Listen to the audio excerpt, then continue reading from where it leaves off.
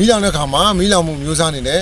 ၅မျိုးထိခွဲခြားထားတာရှိပါတယ်အဲ့ဒါကတော့ဘာလဲဆိုတော့ class A ရယ် class B ရယ် class C ရယ် class D ရယ် class A ရယ်ဆိုပြီးတော့မှမီးလောင်မှုမျိုးစား၅မျိုးခွဲထားတာဖြစ်ပါတယ် class A ဆိုတာကတော့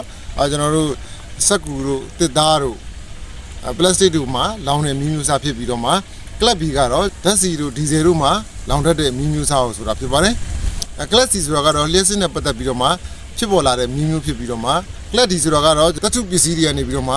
ဖြစ်ပေါ်လာတဲ့မီးမျိုးဆိုတာဖြစ်ပါတယ် class A ဆိုတာကတော့ဟင်းချက်တဲ့နေရာမှာသုံးတဲ့ဟင်းချက်စီတို့အသားစီငါးစီရနေပြီးတော့မှလောင်ကျွတ်တဲ့မီးမျိုးစားကိုခေါ်တာဖြစ်ပါတယ်ဒါပေမဲ့လို့ဒီနေရာမှာတစ်ခုသိထားမှာကမီးလောင်တဲ့အဆင့်က2ဆင့်ရှိပါတယ်ပထမတစ်ဆင့်ကတော့ကိုယ်တိုင်ငင်းသက်လို့ရတဲ့အဆင့်နဲ့ဒုတိယအဆင့်ကတော့ကိုယ်တိုင်ငင်းသက်လို့မရတဲ့အဆင့်ဖြစ်ပါတယ်ပထမဆင့်ဖြစ်တဲ့ကိုယ်တိုင်ငင်းသက်လို့ရတဲ့အဆင့်မှာပဲကျွန်တော်ဒီ fire extinguisher လေးကိုသုံးသင့်တာဖြစ်ပြီးတော့မှ